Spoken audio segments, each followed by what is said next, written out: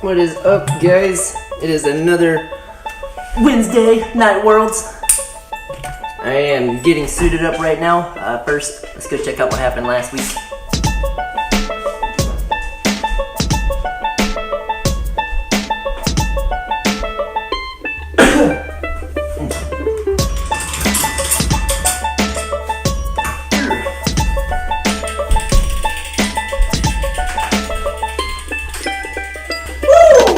Time, baby. Jesus, I'm awkward. Anyways, new Wednesday. I think this is the 4th week, maybe. So the ride started like every other Wednesday ride. I went to meet my little brother Austin and my dad. We usually get in an hour and a half before the ride actually starts, and then disaster struck.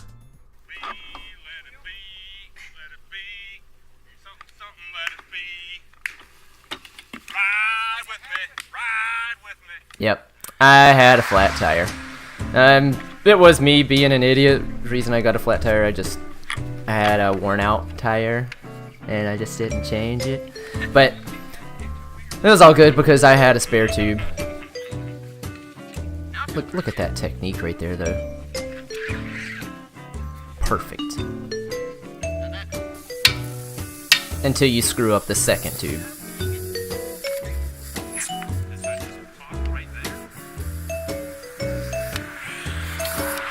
Still don't know why the second tube went flat. It wasn't a pinch flat, and we couldn't find anything in the tire. But luckily, we actually got in a third tube. We were out of CO2s though, so I essentially had 60 psi in the thing. So I rode home very, very gingerly because I had a new wheel. So as soon as I got home, I freaking changed that front wheel like I was an F1 mechanic. I think I was in and out in, let's say, 5 seconds. Yes, we are good to go.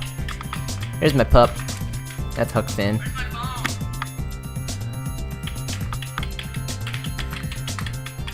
So then I rode like a maniac to try and catch the group before they had too much of a ride in before. I didn't want to miss out on much. Which I was surprised how quickly I caught him. I mean, I was riding hard. I mean, look how fast I'm going right there. It's awesome. But I caught him way quicker than I thought I would. I actually caught him at the top of Stanley Lucia here, so they maybe had 7 miles.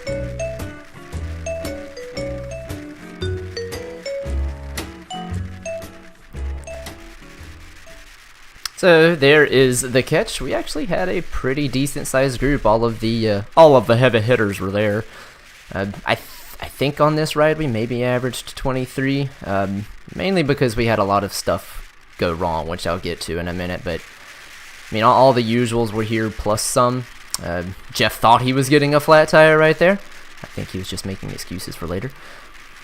But all of the big names were here. Austin was doing great. Dad was kind of keeping an eye on him. But he keeps getting better and better every week. Surprises the crap out of me. There's Ralphie right there. And then, you know, like I said, this was just the ride that everything kept screwing up on. So Tom, at the top of the next climb, actually ended up dropping his chain. So that just scattered us all over Stanley Lucia. Half the group was still up the road. There's about 5 of us that was going back. Ralph kept trying to say that they took a right. I don't know what was going on. It was a cluster. But it's okay because everybody got back on and we settled into a decent ride after that. I think that was the last thing that really happened. I did put a little dig in over the top of Green Road. You never stay away if you attack on this hill. It's just almost impossible. Mainly because there's a set of train tracks. Traffic can be pretty bad turning left. So, you know, unless you've got mountain bike shoes, you can just sprint across the train tracks. I've seen someone do that before. So then we hit Black Snake. Yeah, Sean liked to surge up that, but so I sat on Ralph's wheel because I really wanted him to just close the gap. I think it was Mike and Brian that was up the road at this point.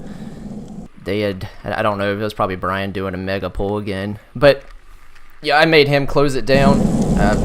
I did not realize that we had a gap when we were catching him, but as soon as he caught him, he sat up, so I yelled at him, you know, don't do that, let's just keep going, don't let him rest. especially because it was Mike Stamey. Don't want to let him rest.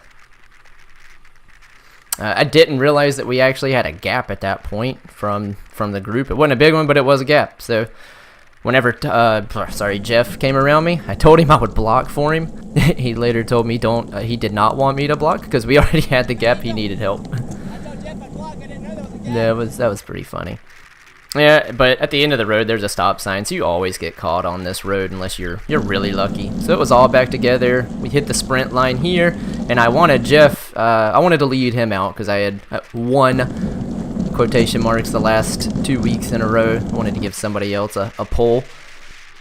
So I went pretty early to start it out, and I also dropped Jeff off a little bit too early. But hell, everyone was so tired by this point. I mean, you can see in the sprint it wasn't much of a sprint, but Jeff still held it all the way to the finish. Keeps everyone honest. You always got to finish strong, or it's no fun.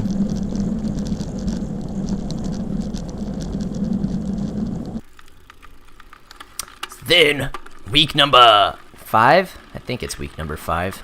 I lose track. We're just going to go with 5. So I met Chuck, Dad, Austin. I think we had an hour and a half before the ride, and we were also making the ride longer this time.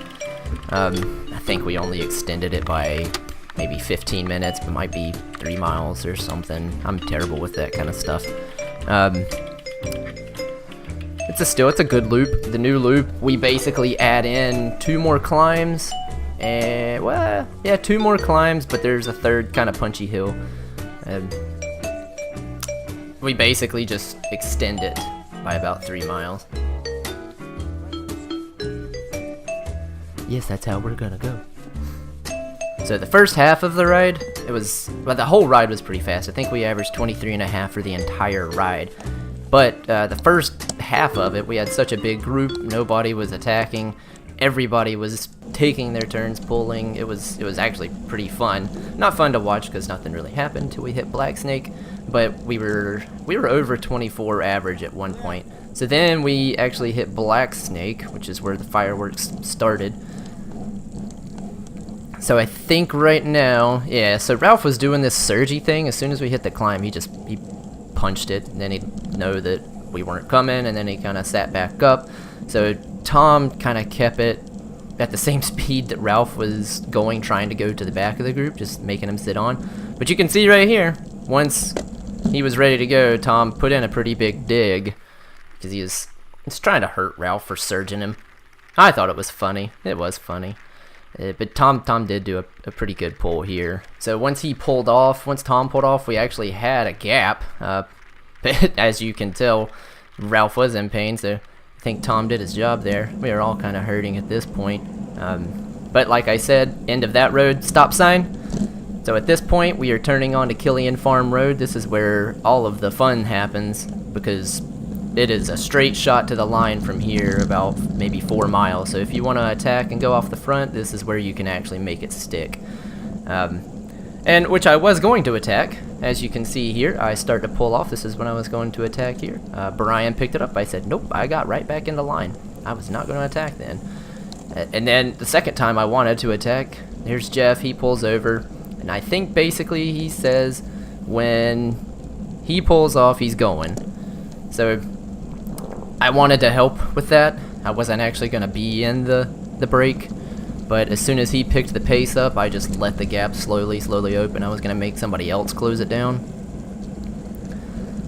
So I waited till everyone was behind me, and there you go. Let it ease on up the road here. At this point, they had a sizable gap. It was Jason and Jeff. So I figured I would give it the old college try and jump across to them. At least attempt to. So I hit it hard enough to where nobody could just sit on my wheel at the beginning. They're all going to have to work together if they want to catch, which is what I was hoping they would not do. At the start of it, they weren't working together. They started trying to ping off one by one. Then they started working together.